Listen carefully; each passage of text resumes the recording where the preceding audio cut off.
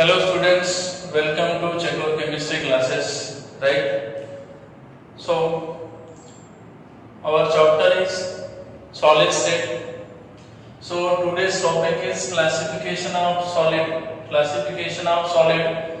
In previous classes already we have discussed about the introduction, difference between solid, liquid and gas. Next general characteristics of solid. What are the general characteristics of solid? Already completed. So next, so classification of solid.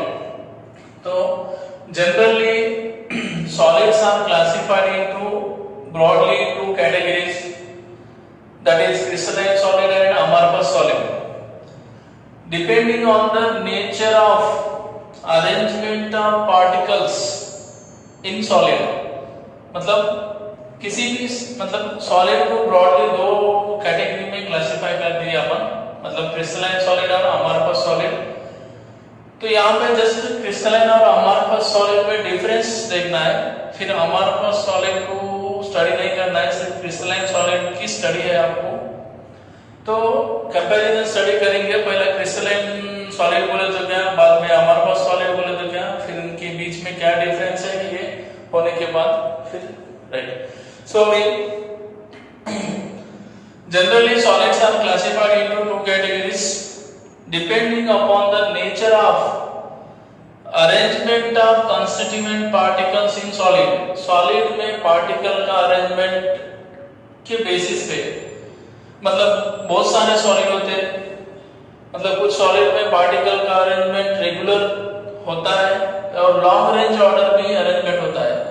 But some solid में कैसा regular तो होता है but short range होता है या फिर irregular arrangement होता है. तो ये रेगुलरिटी है. सो इनके बेसिस पे मतलब पार्टिकल का arrangement of constituent particles in solids, उसको on the basis of arrangement of particles in solids are broadly classified into two categories, that is crystalline solid and amorphous solid. Okay, so first one crystalline solids. तो अभी यहाँ पे सिर्फ crystalline solid की बात करना है आपको. तो क्रिस्टलाइन सॉलिड बोले तो मतलब किसी भी सॉलिड में जो पार्टिकल्स जो होते हैं, मतलब सॉलिड में कौन से पार्टिकल्स होते हैं ये तो आपको पता है, एटम्स, आयंस और मॉलिक्यूल्स. मतलब किसी भी सॉलिड में कंस्टिट्यूएंट पार्टिकल्स को आप एटम्स या फिर आयंस या फिर मॉलिक्यूल्स कंसीडर कर सकते हो. तो अभी क्रिस्टलाइन सॉलिड में पार्टिकल का जो अरेंजमेंट होता है, किसी भी क्रिस्टलाइन सॉलिड में पार्टिकल का जो अरेंजमेंट होता है वो डेफिनेट रेगुलर ऑर्डर अरेंजमेंट होता है. डेफिनेट रेगुलर ऑर्डरली अरेंजमेंट में अगर पार्टिकल का अरेंजमेंट है तो वो क्रिस्टलाइन सॉलिड है. तो फिर अभी पार्टिकल का अरेंजमेंट देखो स्टूडेंट्स, इस चैप्टर में इंट्रोडक्शन है, थ्योरेटिकल पोर्शन है, इसमें कुछ लिखने का नहीं, सिर्फ बताने का है. बात जो मैं बताऊंगा वो ध्यान से आराम से सुनिए और बस अंडरस्टैंड कर लो, इसी में पूरा आ जाता है. रट्टा पिटा मारने की कोई जरूरत नहीं है, जस्ट अपने मन से लिख डालो. पार्टिकल्स का अरेंजमेंट अगर रेगुलर है तो वो क्रिस्टलाइन सॉलिड है. तो अभी पार्टिकल का अरेंजमेंट तो जनरली आप जनरल प्रॉपर्टीज में पढ़े थे, solids have a definite shape, definite mass, definite volume. तो मास भी सेम है, डेफिनेट मास है, डेफिनेट वॉल्यूम है, डेफिनेट शेप है. तो इनकी वजह से ये जो सॉलिड को क्या मिलता है बोले तो डेफिनेट रेगुलर ज्योमेट्रिकल फॉर्म मिलता है, राइट. मतलब देखो क्रिस्टलाइन सॉलिड बोले तो crystalline solid is a substance whose constituent particles possess a regular orderly arrangement, और वो भी कैसा लॉन्ग रेंज ऑर्डर होता है, राइट. कंस्टिट्यूएंट पार्टिकल्स का अरेंजमेंट लॉन्ग रेंज, मतलब किसी भी सॉलिड में अगर आप कंस्टिट्यूएंट पार्टिकल्स लेते हो तो इस तरह रेगुलर ऑर्डर में मिलते हैं आपको, राइट, कंस्टिट्यूएंट पार्टिकल्स. सो फिर पार्टिकल्स एक जगह फिक्स है, डेफिनेट मास है, डेफिनेट वॉल्यूम है, तो उनको डेफिनेट क्या होता है, ज्योमेट्री भी मिलती है, रेगुलर ज्योमेट्री के फॉर्म में मिलते हैं, right. So next, they have sharp melting point. Crystalline solid को कौन सा मतलब शार्प मेल्टिंग पॉइंट, जनरली देखो शार्प मेल्टिंग पॉइंट बोले तो एग्जैक्टली एक पर्टिकुलर टेम्परेचर पे सॉलिड पूरी की पूरा का पूरा क्या होता है, मेल्ट हो जाता है एग्जैक्टली एक पर्टिकुलर टेम्परेचर पे। ऐसे नहीं कि अभी 30 डिग्री पे मेल्ट होना शुरू हुआ, फिर 40 पे 50 पे ऐसा करते करते मेल्ट होते रहना, मतलब ऐसा पर्टिकुलर टेम्परेचर नहीं, एग्जैक्टली 30 डिग्री है तो 30 डिग्री पे जितना भी सॉलिड है वो सारा का सारा सॉलिड क्या होता है, मेल्ट हो जाता है। वैसे सॉलिड्स मतलब एक पर्टिकुलर टेम्परेचर पे जो सॉलिड मेल्ट होते हैं उनको बोलते हैं अपन they have a sharp melting point. तो क्रिस्टलाइन सॉलिड में क्या होते हैं, शार्प मेल्टिंग पॉइंट होते हैं, right. So next they are rigid and incompressible. ये तो बात पता है, जनरली सॉलिड को ये चीज अप्लाई होती है, रिजिड एंड इनकम्प्रेसिबिलिटी। हाँ, कुछ सॉलिड है हमारे पास होने के कारण, अब जैसे बटर है, रबर है, हाँ कुछ पॉलीमर्स है, मतलब ये क्या है, कंप्रेस होते हैं। तो एक्सेप्शन है वो हमारे पास में स्टडी करेंगे। अपन क्रिस्टलाइन सॉलिड की बात करें तो देखो भाई रिजिड एंड इनकम्प्रेसिबल। अब देखो सॉलिड में, एक सॉलिड में पार्टिकल क्लोजली पैक है, पूरी तरह क्लोज है, तो फिर अगर आप उनके ऊपर प्रेशर या फोर्स अप्लाई करते हो तो फिर से वो पास करने जाएंगे। ऑलरेडी उनके बीच में जो स्पेस है वो बहुत कम है, स्पेस ही नहीं है, मतलब एक पार्टिकल दूसरे पार्टिकल से डायरेक्टली अटैच है, सो स्पेस बहुत कम है, ऑलरेडी वो क्लोजली पैक है। तो आप हाउ क्लोज लेके गए तो वो क्लोज तो नहीं जाएंगे ना, तो इसीलिए वो रिजिड भी है और इनकम्प्रेसिबल है। जनरली रिजिडिटी जो प्रॉपर्टी होती है वो शेप और वॉल्यूम पे डिपेंड करती है। अगर वॉल्यूम मतलब क्रिस्टलाइन सॉलिड में जो भी कंस्टिट्यूएंट पार्टिकल्स है वो फिक्स पोजीशन पे रहते हैं, fix position, they do not have translator motion, एक पर्टिकुलर जगह पे रहते हैं, इसलिए सॉलिड को क्या मिलता है, पर्टिकुलर शेप, पर्टिकुलर वॉल्यूम मिलता है, और उसी की वजह से सॉलिड को क्या होती है, रिजिडिटी, और रिजिडिटी की वजह से क्या होता है, इनकम्प्रेसिबिलिटी, राइट। सो ये सारी चीजें पता है आपको। दे have a definite heat of fusion. अब यहाँ पे क्या होता है, कुछ स्टूडेंट्स कंफ्यूज होते हैं, सर फ्यूजन मींस दो सब्सटेंस को मिलाना, नहीं ये गलत है। केमिस्ट्री में फ्यूजन मींस मेल्टिंग, मतलब ये पॉइंट और ये पॉइंट सेम ही है, शार्प मेल्टिंग पॉइंट और हीट ऑफ फ्यूजन बोले तो किसी भी सब्सटेंस, किसी भी क्रिस्टलाइन सॉलिड को एक डेफिनेट हीट लगता है मेल्ट होने के लिए, right. So they have a definite heat of fusion, और जनरली क्रिस्टलाइन सॉलिड का हीट ऑफ फ्यूजन ज्यादा होता है, right. So next they give a clean cleavage. Crystalline solid में जब आप कट करते हो, when they are cut they undergo clean cleavage with plane surfaces। अगर एक क्रिस्टलाइन सॉलिड है, अब यही समझो ये क्रिस्टलाइन सॉलिड है, ऐसा एक क्रिस्टलाइन सॉलिड को आप कट करते हो, समझो ऐसा, कट करने के बाद दो पीसेस आ रहे हैं, two pieces, they have regular plain surface, मतलब इरेगुलर सरफेस नहीं है, रेगुलर सरफेस के साथ ही कट होते हैं। सो इसलिए they give a clean cleavage, that is they break into two pieces with plane surfaces। इसीलिए क्रिस्टलाइन सॉलिड को क्या बोलते हैं अपन, ट्रू सॉलिड्स, रियल सॉलिड्स है crystalline solids, okay. So next they have a high density. Generally क्या होता है, density भी ज्यादा होती है उनकी, right, they have a high density. अब नेक्स्ट पॉइंट है, ये पॉइंट तो समझ में आया ना, कुछ नहीं, ये डेफिनेशन वाला है। Crystalline solid is a substance whose constituent particles are possess a regular orderly arrangement, they have a definite and regular geometrical form, they have a sharp melting point, they are rigid and incompressible, next they have a definite heat of fusion, they give a clean cleavage, means they break into two pieces with plane surfaces, they are true solids। तो ठीक है, इसके बाद में जो topic है अभी, so generally next 7 हो गया ना, 8th टॉपिक बोल रहा हूं। So crystalline solids are anisotropic in nature, अब इसका मीनिंग समझाऊंगा। एनिसोट्रोपी, एनिसोट्रोपी या फिर एनिसोट्रोपी, दो ही बातें सेम है। तो इसका डेफिनेशन क्या है बोलो तो anisotropy means the ability of crystalline solid, the ability of crystalline solid to change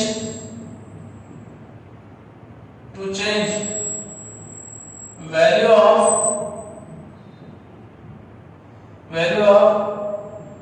physical properties like electrical resistance या फिर रिफ्रैक्टिव इंडेक्स एक्सेट्रा एक्सेट्रा कुछ भी बोल सकते हो यहां पे। So when measured in different direction,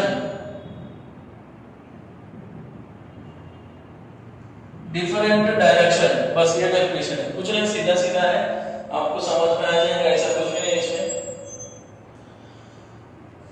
Anisotropy means the ability of crystalline solid to change the value of physical properties when measured in a different direction. Physical properties means आपके crystalline solid की physical property consider कर सकते हो electrical resistance या फिर dielectric constant या फिर refractive index, कुछ भी एक प्रॉपर्टी, कौन सी भी एक प्रॉपर्टी, अगर आप एक क्रिस्टलाइन सॉलिड की प्रॉपर्टी डिफरेंट डायरेक्शन में अगर मेजरमेंट करते हो, तो अगर आप डायरेक्शन चेंज करते हो तो वो प्रॉपर्टी भी क्या होती है, चेंज होती है। और इस वाले कैरेक्टर्स को मतलब डायरेक्शन चेंज तो फिजिकल प्रॉपर्टी भी चेंज, इस वाले प्रॉपर्टी को क्या बोलते हैं, एनिसोट्रोपी बोलते हैं। एनिसोट्रोपी बोल सकते हो, एनिसोट्रोपी भी बोल सकते हो, राइट। सो फिर ऐसा क्यों होता है बोले तो आपको जस्ट एक डायग्राम रिप्रेजेंटेशन में बताऊंगा। देखो, अगर मान लो अपने पास एक क्रिस्टलाइन सॉलिड है, ये वाला क्रिस्टलाइन सॉलिड है, देखो ये अरेंजमेंट पे देख लो, क्रिस्टलाइन सॉलिड है, पार्टिकल का साइज सेम है, रेगुलर ऑर्डर है, इस तरह एक रेगुलर ऑर्डर में, रेगुलर ऑर्डर में, राइट। सो ये अपना क्रिस्टलाइन सॉलिड है, ऐसा समझो। इसमें ब्लैक कलर के पार्टिकल भी है, ब्लू कलर के भी पार्टिकल ऐसे बीच में।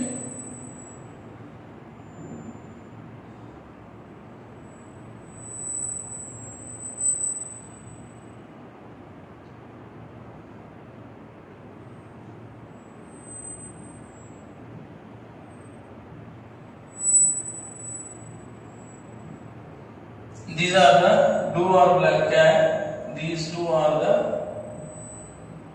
constituent particles।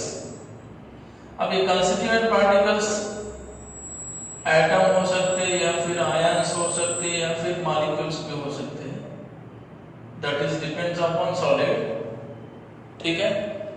सो अगर ये क्रिस्टलाइन सॉलिड है, पार्टिकल का अरेंजमेंट रेगुलर ऑर्डरली अरेंजमेंट में, इसलिए क्रिस्टलाइन सॉलिड है, तो आप देख लीजिए इसकी anisotropy. Anisotropy means the ability of crystalline solid to change the value of physical property when measured in different direction. अब एक फिजिकल प्रॉपर्टी लो, अभी एक फिजिकल प्रॉपर्टी लो, इस फिजिकल प्रॉपर्टी मतलब इस क्रिस्टलाइन सॉलिड की एक फिजिकल प्रॉपर्टी, मान लो कि आपने रिफ्रैक्टिव इंडेक्स लिया, रिफ्रैक्टिव इंडेक्स या फिर इलेक्ट्रिकल रेजिस्टेंस, कुछ भी। तो अगर आप रिफ्रैक्टिव इंडेक्स, रिफ्रैक्शन बोले तो पता है ना, रिफ्रैक्शन बोले तो मतलब एक मीडियम में जब लाइट पास होती है तो क्या होता है, बेंड होता है, बेंडिंग ऑफ लाइट। तो अभी आप क्या कर रहे हैं, ये हो गया, तो आप एक बार इस क्रिस्टलाइन सॉलिड की प्रॉपर्टी, फिजिकल प्रॉपर्टी, ये वाली प्रॉपर्टी रिफ्रैक्टिव इंडेक्स वाली प्रॉपर्टी मेजरमेंट कर रहे हो, डिफरेंट डायरेक्शन में मेजरमेंट कर रहे हो।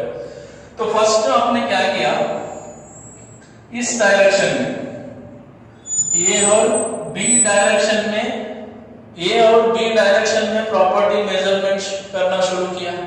तो ए बी डायरेक्शन में तुम्हारा रिफ्रैक्टिव इंडेक्स वैल्यू मान लो 1.5 आ गया, समझ लो। जैसे ए बी डायरेक्शन में जब आपने इस क्रिस्टलाइन सॉलिड का रिफ्रैक्टिव इंडेक्स देखा तो कितना है, 1.5 है समझो। आपने क्या किया, अभी ए बी डायरेक्शन से मेजरमेंट हो गया, आपने क्या किया, सी डी डायरेक्शन, ये वाला सी डी डायरेक्शन से आपने मेजरमेंट करना शुरू कर दिया, सी डी डायरेक्शन। तो सी डी डायरेक्शन में जब आपने रिफ्रैक्टिव इंडेक्स मेजरमेंट करना शुरू किया तो आपका रिफ्रैक्टिव इंडेक्स वैल्यू 2.5 आया समझो, राइट। तो अभी यहां पे एक डाउट है, सर सॉलिड तो एक ही है, सॉलिड तो पूरा एक ही है, और सॉलिड पूरा एक रहने की वजह से सब तरफ सबका रिफ्रैक्टिव इंडेक्स वैल्यू तो सेम रहेगा। बट इस डायरेक्शन में जब मैं फिजिकल प्रॉपर्टी मेजरमेंट करता हूं तो मेरा रिफ्रैक्टिव इंडेक्स वैल्यू 1.5 आता है, और मैं सी डी डायरेक्शन में रिफ्रैक्टिव इंडेक्स प्रॉपर्टी मेजरमेंट करता हूं तो मेरा रिफ्रैक्टिव इंडेक्स वैल्यू 2.5 आता है। तो फिर ये सॉलिड तो एक ही है, फिर डायरेक्शन चेंज करने की वजह से प्रॉपर्टी चेंज क्यों हो रही है, क्या रीजन है? डायरेक्शन चेंज हो रहा, प्रॉपर्टी भी चेंज हो रही। इस प्रॉपर्टी को आप क्या बोलते हो, एनिसोट्रोपी बोलते हो। तो फिर ये किसकी वजह से क्यों हो रहा है ऐसा, क्यों हो रहा है बोले तो देखो, जब आप ए बी डायरेक्शन में जाते हो तो समझो, मान लो कि ए बी डायरेक्शन में आपने लाइट पास किया। जब आपने ए बी डायरेक्शन में लाइट पास किया तो लाइट के दोनों साइड देखो, लाइट के दोनों साइड कौन से पार्टिकल्स हैं, एक ब्लैक, इधर इस साइड में ब्लू, एक साइड में पूरे ब्लैक है, एक साइड में पूरे ब्लू है। देखो आराम से देखो, ए बी डायरेक्शन में देखो, जब लाइट ए बी डायरेक्शन में जाता है तो लाइट के दोनों साइड में ब्लू और ब्लैक पार्टिकल्स है, दोनों साइड में, एक साइड में ब्लैक है और राइट साइड में ब्लू पार्टिकल्स है, लेफ्ट साइड में ब्लैक है, बस मतलब ये होगा। जब आप सी डी डायरेक्शन में जाते हो, जब आप सी डी डायरेक्शन में जाते हो तो देखो ये लाइट क्या, सी डी डायरेक्शन में जब आप जा रहे हो तो ये सी डी डायरेक्शन में देखो, ये लाइट के दोनों साइड में ब्लू ब्लैक, इधर भी ब्लू ब्लैक, तो इन्वॉल्वमेंट चेंज हुआ ना, मतलब ए बी डायरेक्शन में एक साइड में ब्लू और एक साइड में लाइट के एक साइड में ब्लैक पार्टिकल है। ए बी डायरेक्शन में लाइट के एक साइड में ओनली ब्लू है और एक साइड में ओनली ब्लैक है। जब आप सी डी डायरेक्शन में जाते हो तो इधर ब्लू ब्लैक और इस साइड भी, मतलब देखो यहां पर इसमें समझ में आएगा, ए बी डायरेक्शन में लाइट के दोनों साइड में डिफरेंट, मतलब एक साइड ब्लैक है एक साइड ब्लू है, बस उतना है, दूसरा कुछ नहीं। देखो इस डायरेक्शन में इधर इस लाइट की इधर ब्लैक है इधर ब्लू है, ब्लैक है ब्लू है, ब्लैक है ब्लू है, ब्लैक है ब्लू है, पर ऐसा नहीं है ना, ये इस सी डी डायरेक्शन में ब्लैक भी है ब्लू भी है, इधर भी ब्लैक भी है ब्लू भी है, इधर black blue black blue black blue black blue, ऐसा मतलब क्या हो रहा है, जब आप डायरेक्शन चेंज करते हो, लाइट का डायरेक्शन चेंज करते हो तो उस डायरेक्शन के साथ साथ में वो लाइट का जब आप डायरेक्शन चेंज कर रहे हो तो कंपोजिशन ऑफ सॉलिड भी क्या हो रहा है, चेंज हो रहा है। कंपोजिशन ऑफ सॉलिड चेंज हो रहा है, मतलब अरेंजमेंट ऑफ पार्टिकल्स क्या हो रहा है, चेंज हो रहा है। देखो इस डायरेक्शन में arrangement of particle blue black है, और ये सी डी डायरेक्शन में देखो पार्टिकल का मतलब डायरेक्शन चेंज हो रहा है तो पार्टिकल का अरेंजमेंट भी क्या हो रहा है, चेंज हो रहा है, इसलिए प्रॉपर्टी क्या हो रही है, चेंज हो रही है, right. It is the reason. देखो सो ये हो गया एनिसोट्रोपी। तो आप इसका रीजन क्या लिखते हो, एनिसोट्रोपी के लिए रीजन क्या लिखते हो, रीजन क्या, this arises from different reason. देखो रीजन है This arises from different arrangement of particles in different direction, या फिर ऐसा लिख सकते हो composition of solid change when composition of solid change with direction, ये भी लिख सकते हो. Okay, so this is the amorphous.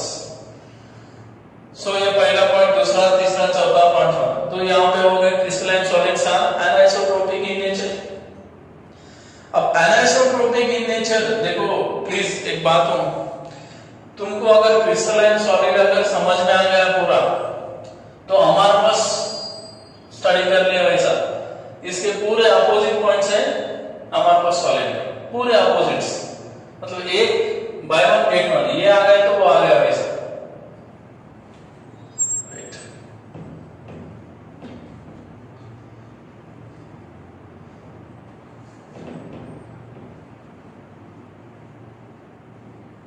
Right, समझ में आ गया आपको. सो ये होगा एथ प्रॉपर्टी. अभी नाइन्थ प्रॉपर्टी भी है इसका एक, crystalline solids also exhibit polymorphism and isomorphism. तो देखो isomorphism और दूसरा है polymorphism. isomorphism and polymorphism.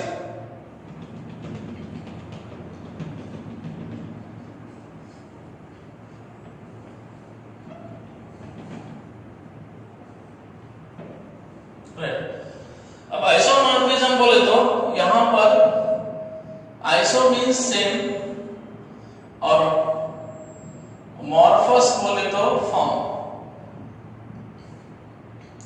तो इसका मीनिंग है, देखो यहां पे इसका डेफिनेशन है two or more substances having same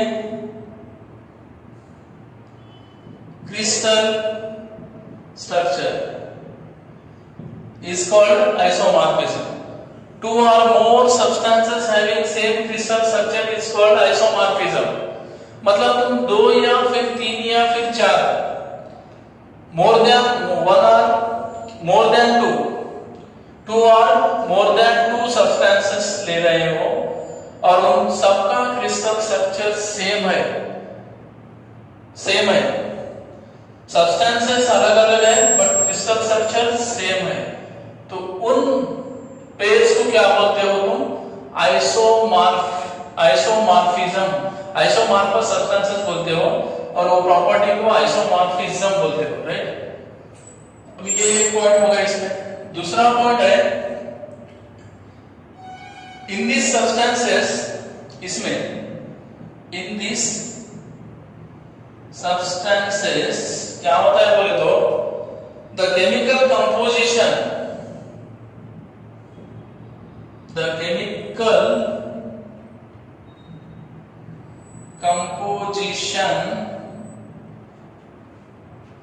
has the same atomic ratio. Example देखो, एक NeF and NGO, ये दोनों आइसोमॉर्फस सब्सटेंसेस है. These two substances means this pair is isomorphous substances. क्यों?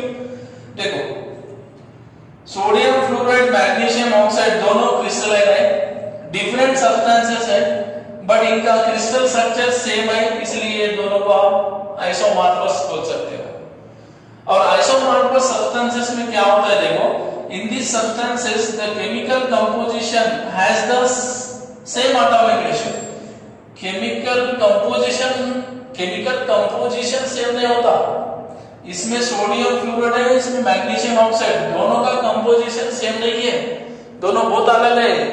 इसमें जो एलिमेंट्स है इसमें नहीं है, इसमें जो एटम्स है उसमें नहीं है, कंपोजिशन कभी सेम नहीं रहेगा। बट जनरल केमिकल फार्मूला जैसे कि NaX या फिर एटॉमिक रेशियो बोले तो देखो एटॉमिक रेशियो क्या है इसका, एक सोडियम एक फ्लोरीन 1:1, यहां पर भी एक मैग्नीशियम एक ऑक्सीजन तो 1:1, एटॉमिक रेशियो सेम है। और दूसरा और एक एग्जांपल दे दो, sodium nitrate NaNO3 and CaCO3 calcium carbonate, तो इनका एटॉमिक रेशियो जो है देखो, एक सोडियम एक नाइट्रोजन तीन ऑक्सीजन बोले तो 1:1:3, यहां पर भी एक कैल्शियम एक कार्बन तीन ऑक्सीजन 1:1:3, राइट। सो ये है आइसोमॉर्फिज्म। मतलब आइसोमॉर्फस या फिर isomorphism means two or more substances having same crystal structure is called isomorphous, and this phenomenon is known as isomorphism। और इसके लिए एग्जांपल है ये दो, sodium fluoride and magnesium oxide, sodium nitrate and calcium carbonate. तो यहाँ पे एक दो एक्सेप्शन भी है। अब यहाँ पे NaCl लाइन KCl दोनों का एटॉमिक रेशियो सेम है, बट एटॉमिक रेशियो सेम है, केमिकल फार्मूला सेम है, प्रॉपर्टीज भी सेम है, but they do not consider as a isomorphism because they have a different crystal structure, right?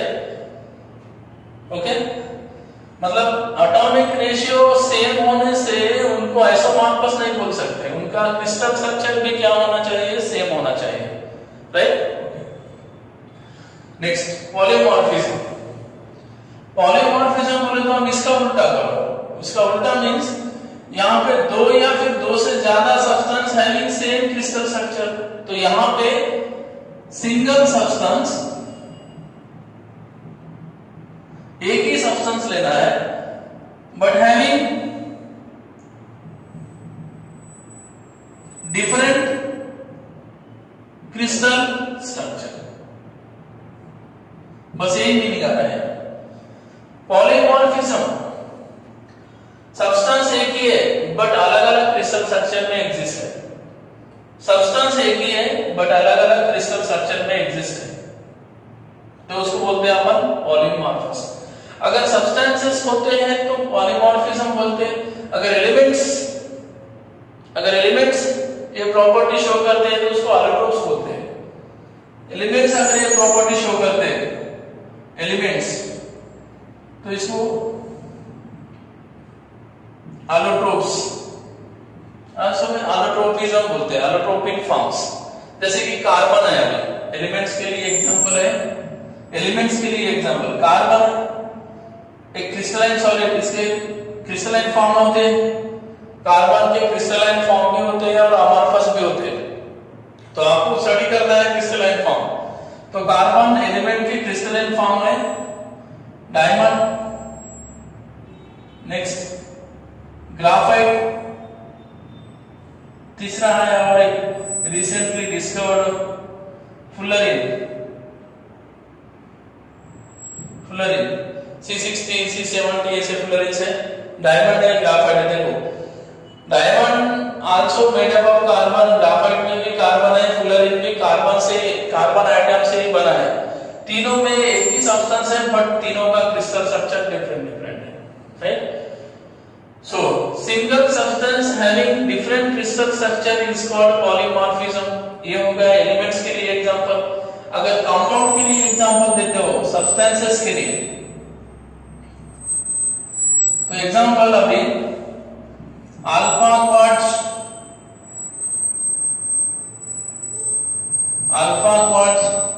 Beta quartz, alpha quartz हो गया, beta quartz हो गया, और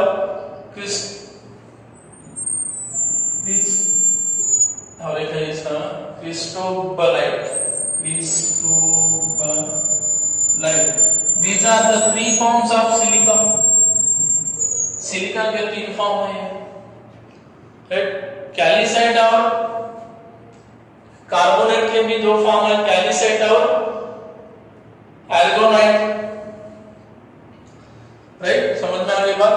this is जो अभी बताया मैंने आपको पूरा का पूरा क्रिस्टलाइन सॉलिड के बारे में बताया। क्रिस्टलाइन सॉलिड मींस क्या है? The crystalline solid in which constituent particle possess a regular orderly arrangement, right? They have a definite regular geometrical form. Next, they have a sharp melting point. They are rigid and incompressible. और क्या बताया मैंने? They have a definite heat of fusion, right? Crystalline solid या फिर solid do not have translatory motion, but they are oscillate or vibrate about their main positions. Next, they are considered as a true solids. Crystalline solids are anisotropic in nature.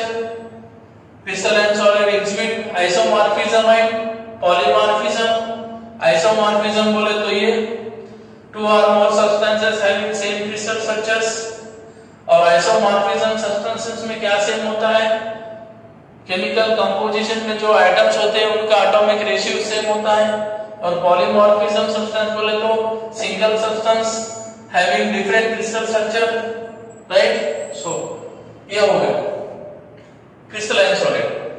अभी इसके लिए example, crystalline solid के लिए example आप दे सकते हो generally all metals, iron, cobalt, nickel, copper, zinc, liquid form छोड़ के, right. Salt, NaCl, KCl, potassium dichromate, बहुत सारे जिंक, मतलब ores, minerals, right. These are the example. Quartz, अब यहां पे थोड़ा सा याद रखो, क्वार्ट्ज और क्वार्ट्ज ग्लास। क्वार्ट्ज भी एक क्रिस्टलाइन सॉलिड है। क्वार्ट्ज में जो पार्टिकल्स होते हैं वो रेगुलर ऑर्डरली अरेंजमेंट में होते हैं, और जब क्वार्ट्ज को आप हीट करते हो और बाद में मेल्ट होता है, मेल्ट होने के बाद क्वार्ट्ज ग्लास में कन्वर्ट होता है, तब पार्टिकल का अरेंजमेंट डिसऑर्डर में चले जाता है, शॉर्ट रेंज में चले जाता है, मतलब इरेगुलर ऑर्डर हो जाता है। तो तब उसको आप क्या समझते हो? Quartz glass is amorphous solid, glass quartz is a crystalline solid, right. So अब ये हो गया। सो नेक्स्ट पॉइंट है अमॉर्फस सॉलिड। तो अमॉर्फस सॉलिड की जितने भी पॉइंट्स थे क्रिस्टलाइन सॉलिड, उसका अपोजिट। अब अमॉर्फस सॉलिड के बारे में बताता हूं थोड़ा सा, ठीक है।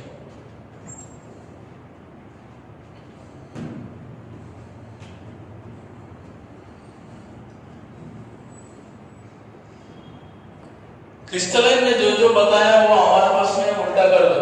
An amorphous solid is a substance whose constituent particle do not, ये है amorphous solid, do not possess a regular orderly arrangement of particles. Next, पूरा उल्टा, they do not have definite regular geometrical form. तीसरा, they do not have sharp, पूरा do not have कर दो, इधर जो है उधर नहीं है। और यहां पर एक इंपॉर्टेंट पॉइंट है, क्रिस्टलाइन सॉलिड को आपने ट्रू सॉलिड बोला, तो जनरली अमॉर्फस सॉलिड्स आर, ये सॉलिड फॉर्म में तो होते हैं, सॉलिड फॉर्म में तो एग्जिस्ट करते हैं, but they do not consider as the real solids, right. Real solid नहीं होते हैं, तो इसलिए इसको क्या बोलते हैं? अमॉर्फस सॉलिड को क्या बोलते हैं? सूडो सॉलिड्स,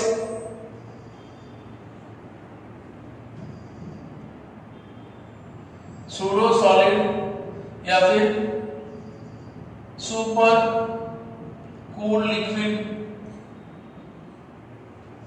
जनरली आप विंडोज की जब ग्लास लगाते हो, ग्लास जब नया ग्लास आता हो तो उसका जो साइज, लेंथ, विड्थ, हाइट जो होता है वो सेम होता है, but after long time both सालों के बाद, दिनों के बाद है, सो मेनी इयर्स आफ्टर अगर देखते हैं तो ग्लास का जो नीचे का हिस्सा होता है वो थोड़ा सा साइज में बड़ा हो जाता है और अपर साइड जो होता है वो थोड़ा सा पतला हो जाता है।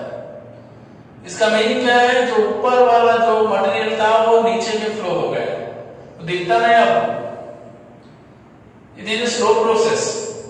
तो जनरली ग्लास को आप क्या कंसिडर करते हो, मतलब हमारे पास सॉलिड में एक लिक्विड टाइप की प्रॉपर्टी होती है, इसलिए इसको सुपर लिक्विड बोलते हैं, और रियल में सॉलिड नहीं है, दिखने को तो सॉलिड है बट रियल नहीं है, इसलिए इसको सूडो सॉलिड्स बोलते हैं, राइट। सो पूरा opposite, they do not have sharp melting point, not sharp melting point, right. Fifth, they do not have definite heat of fusion, do not have definite heat of fusion, right। अब यहां पे एक main बात आती है, देखो please अच्छे से समझो डिफरेंस। तो क्रिस्टलाइन सॉलिड में जो भी 7 पॉइंट्स बताया ना मैंने, 7 तक जो भी पॉइंट्स बताया पूरे ऑपोजिट कर देगा। और 8th वाला पॉइंट क्या बताया था मैंने, 8th वाला कि crystalline solids are anisotropic in nature, crystalline solids are activate isomorphism, polymorphism, वो प्रॉपर्टी हमारे पास सॉलिड्स नहीं शो करते। बट एक पॉइंट है इंपॉर्टेंट है, amorphous solids are amorphous solids are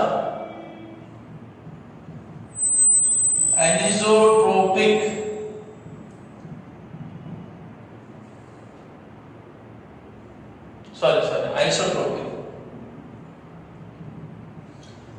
isotropic in nature। anisotropic ये होते हैं isotropic। अब इस anisotropic का डेफिनेशन जो दिया मैंने, the ability of crystalline solid to change value of physical properties when measuring different direction, different direction में अगर अपन प्रॉपर्टी मेजरमेंट करते हो तो प्रॉपर्टी चेंज होती है, उसको बोलते हैं अपन अनिसोट्रोपिक। बट हमारे पास सॉलिड्स हैव क्या है, आइसोट्रोपिक मतलब ना आप किसी भी डायरेक्शन में प्रॉपर्टी मेजरमेंट करो, फिजिकल प्रॉपर्टी किसी भी, मतलब अमॉर्फस सॉलिड, ये अमॉर्फस सॉलिड है, इस अमॉर्फस सॉलिड की फिजिकल प्रॉपर्टी, कौन सी भी फिजिकल प्रॉपर्टी अलग अलग डायरेक्शन में मेजरमेंट करते हो तो आपको सेम वैल्यू आएगा। मतलब amorphous solids are isotropic in nature, मतलब आप डायरेक्शन चेंज कर रहे हो तो प्रॉपर्टी चेंज नहीं हो रहा, उस प्रॉपर्टी को बोलते हैं आइसोट्रोपिक। क्यों बोले तो हमारे पास सॉलिड में जो अरेंजमेंट होता है सब तरफ इक्विवेलेंट होता है, सेम होता है। बट क्रिस्टलाइन सॉलिड में जब आप लाइट पास कर रहे हैं तो लाइट के एक डायरेक्शन में पार्टिकल का अरेंजमेंट और दूसरे डायरेक्शन में जब लाइट पास करते हो तो तब पार्टिकल का अरेंजमेंट क्या हो रहा है, चेंज हो रहा है। बट हमारे पास सॉलिड में चेंज नहीं होगा, किधर से भी जाओ सेम इन्वायरमेंट, तो फिर प्रॉपर्टी चेंज होने के चांसेस नहीं है, इसलिए हमारे पास solids are isotropic in nature. Okay, ठीक है।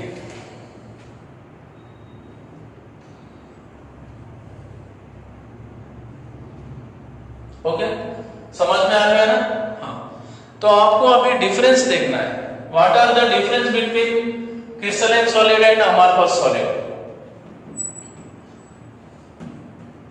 तो ऑलरेडी मैंने डिफरेंस के तौर पे बता दिया है, फिर भी एक बार थोड़ा सा समझने के लिए।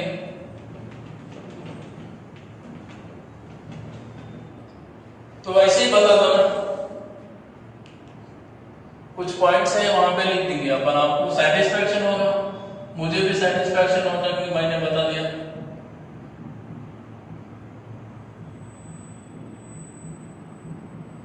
अमॉर्फस सॉलिड इस तरह,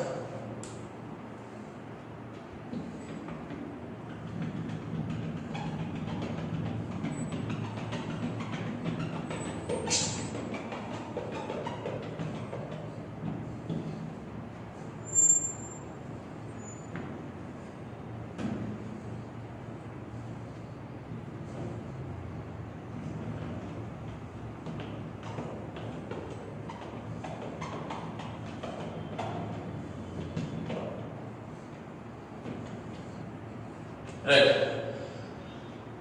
डिस्टिंग्विश बिटवीन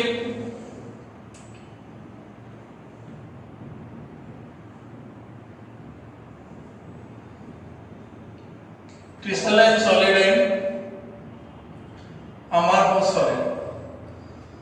तो यहां पे मैं कुछ प्रॉपर्टी लिखता हूं, उसको आपको अप्लाई करना है। Property, right. पहला शेप, इधर क्या होता है? क्रिस्टलाइन सॉलिड में क्या होता है? They have definite and regular, they have definite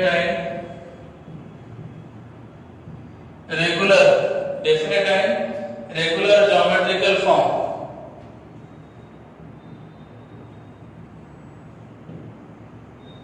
Either they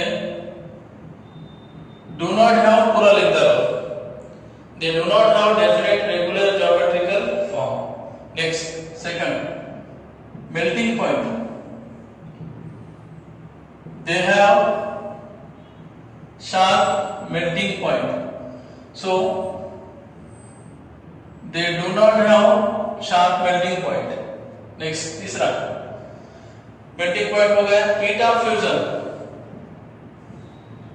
heat of fusion मैं बता दूंगा आपको।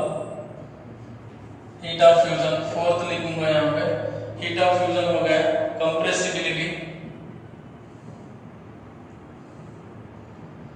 Compressibility, fifth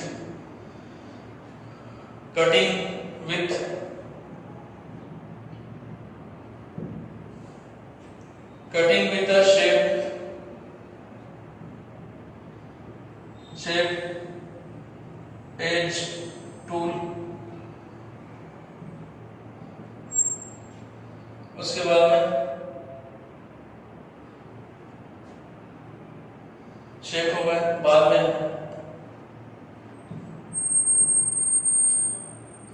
एनिसोट्रोपी and isotropy.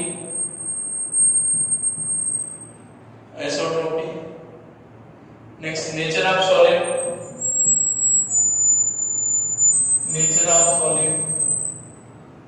और क्या होता है?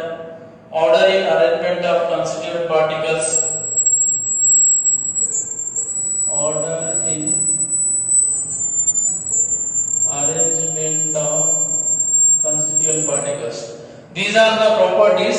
इस प्रॉपर्टीज को इधर अप्लाई कर दो, बस यही है डिफरेंस।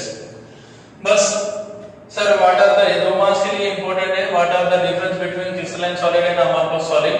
तो shape, melting point, heat of fusion, compressibility, cutting मतलब क्रिस्टलाइन सॉलिड या फिर अमॉर्फस सॉलिड को जब आप कट करते हो तो इक्वल एजेस के साथ अगर कट होता है या फिर क्या होता है वो एनिसोट्रोपी है कि आइसोट्रोपिक है। नेचर ऑफ सॉलिड कैसा है, बाद में order of arrangement of constituent particles. तो शेप ये दो हो गए। Heat of fusion, crystalline solid है इसलिए उनका हीट ऑफ फ्यूजन भी एग्जैक्टली रहेगा, यहाँ पर एग्जैक्ट नहीं रहेगा। कंप्रेसिबिलिटी, ये रिजिड है और इनकम्प्रेसिबल है, ये थोड़ा सा कंप्रेसिबल हो सकते हैं या फिर नहीं भी बोल सकते आप। This may be compressed. Next, cutting of shape, they undergo clean cleavage. मतलब जब क्रिस्टलाइन सॉलिड को कट करते हो तो क्लीन क्लीवेज होता है, वो क्लीन क्लीवेज नहीं होता है। एनिसोट्रोपी मतलब ये property, crystalline solids are anisotropic in nature and amorphous solids are isotropic in nature. So nature of solid, they are true solids, they are pseudo solids are supercooled liquids. Next, arrangement in order of arrangement of constituent particles crystalline में कैसे होता है? Long range order of arrangement of constituent particles होता है, यहाँ पर short range arrangement of constituent particles होता है। Okay, so this is the difference between the crystalline solid and amorphous solid। और crystalline solid और amorphous solid अपना हो गया है। अभी amorphous एग्जांपल तो दे दिया, amorphous solid के लिए एग्जांपल क्या क्या दे सकते हो? प्लास्टिक, रबर, कुछ पॉलीमर्स, हाँ ग्लास, क्वार्ट्ज ग्लास, राइट। ये सारे के सारे एग्जांपल, सेल्यूलोज, प्रोटीन्स, ये सब इसमें आते हैं, हमारे पास सॉलिड में आते हैं। क्रिस्टलाइन सॉलिड के लिए एग्जांपल देते तो salt, NaCl, KCl, potassium dichromate, potassium permanganate, बाद में मेटल्स, राइट, कुछ एसिड्स, कुछ बेस। सो ये क्रिस्टलाइन सॉलिड हमारे पास सॉलिड। सो ओके, डिफरेंसेस हो गए। तो नेक्स्ट क्लास में आपको अभी क्लासिफिकेशन ऑफ सॉलिड हो गया, तो नेक्स्ट क्लास में आपको सिर्फ क्रिस्टलाइन सॉलिड का क्लासिफिकेशन स्टडी करना है। Classification of crystalline solid in next class. Okay, thank you.